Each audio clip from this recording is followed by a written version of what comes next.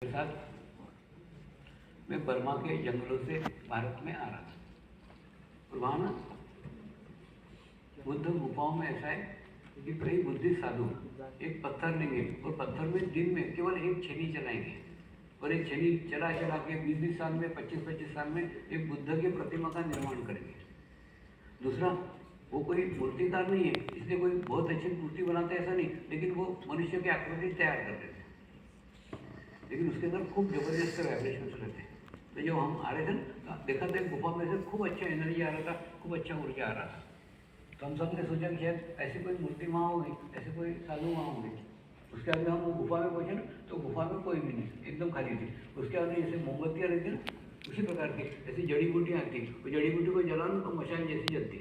और उसके बाद में उसको लेकर के उस गुफा में गए, अंदर गए, थोड़े आग जलाई और बैठे, रात भर कैसे तो नहीं करी। और दूसरे दिन सवेरे देखा तो सुबह 4-5 बजे होंगे, एक गुफा में से खूब लाइट आ रहा था और खूब एनर्जी आ रही थी।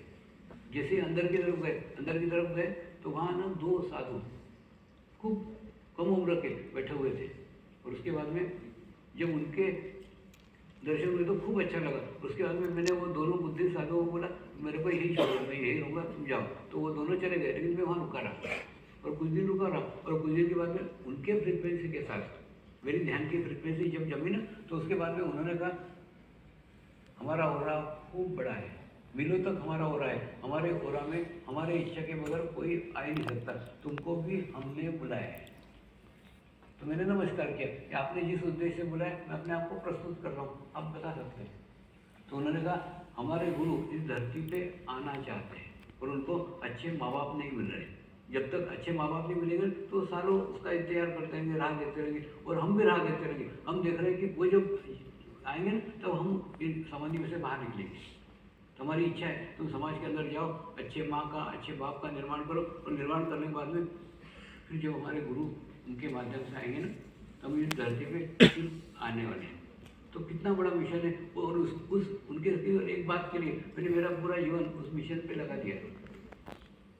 यहाँ आने के बाद में अच्छे लड़कियाँ, अच्छे लड़के तैयार हुए हैं और उनके माध्यम से अच्छे गुरु भी आए हैं, लेकिन अभी एकदम छोटे छोटे हो, अभी उनको भी प्रोटेक्शन करने की आवश्यकता है। देखिए एक पति पत्नी के शारीरिक संबंध हो गए और जो बच्चा आ गया, वो बच्चा मेहमान बच्चा है, वो आमंत्रित बच्चा नहीं। लेकिन अगर दोनों पति पत्नी ध्यान करते हैं, मेडिटेशन करते हैं, उसके बाद में 45 दिन एक अनुष्ठान करते हैं, मेरे घर एक अच्छे आत्मा का निर्माण हो, मेरे घर एक अच्छी आत्मा है, और आत्मा को इन्वाइट करते हैं, तब जाकर के एक अच्छी आत्मा, एक पवित्र आत्मा उनके घर में आती है। क्या होता है कि जितनी अच्छी आत्मा है, उनको जब तक अच्छे माँ बाप नहीं मिलेंगे ना, वो नहीं आ सकती। तो दोनों की एक फ्रीक्वेंसी रहती है, जब तक वो फ्रीक्वेंसी नहीं जमेगी, नहीं तक नहीं होएगी। तो ऐसे जो बच्चे आते हैं उनको आमंत्रित बच्चे कहते हैं। तो ऐसे आमंत्रित बच्चों को लाना, और उसके बाद में एक बच्चे भी आ गए, उस बच्चे के हाथ से खूब बड़ा कार्य होगा, खूब अच्छा कार्य होगा। वो बच्चे अभी हैं लेकिन खूब छोटे छोटे हैं, अभी उनको प्रोटेक्शन की आवश्यकता है, उनको ही देखभाल की आवश्यकता है। लेकिन धीरे धीरे वो भारत से बाहर निकलेंगे और पूरे विश्व में वो ध्यान का प्रचार करेंगे, योग का प्रचार करेंगे। मुझे कभी कभी खूब आश्चर्य होता है कि ये योग की जानकारी क्यों नहीं है समाज को। एक तो 2 कारण है। एक तो ना, देखने की दृष्टि हमारी बहुत बुरी है।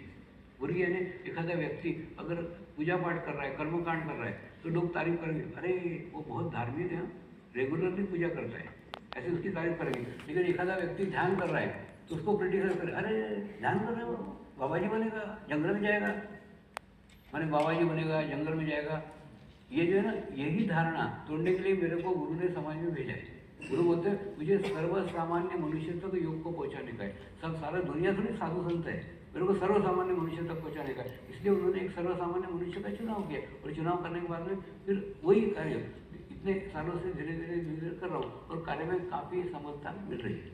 और अनेकों देश, अनेकों जातियाँ, अनेकों लोग इसके अंदर जुड़ रहे हैं और ध्यान सीखते हैं, मेडिटेशन सीखते हैं, और उनके खुद के खुद अनुभव आते हैं। मैं बचपन से मैं नागपुर का ही रहने वाला हूँ, यहाँ श्रद्धानपेट में रहता था। ये गोरक्षण है ना, गोरक्षण में मेरी नानी मेरे को लेके जाती थी, नाना जी वो बर्डे के मारुति मंदिर में लेके जाते थे। तो दोनों के भगवान अलग अलग। तो बचपन में समझ गया था भगवान मानने के ऊपर है, कोई किसी को भी भगवान मान सकता है। हाँ, उसके बाद में देखा तो हमारे घर पे एक साधु बाबा जी आते थे, नानी बोलती थी वो परमेश्वर के साक्षात माइक है।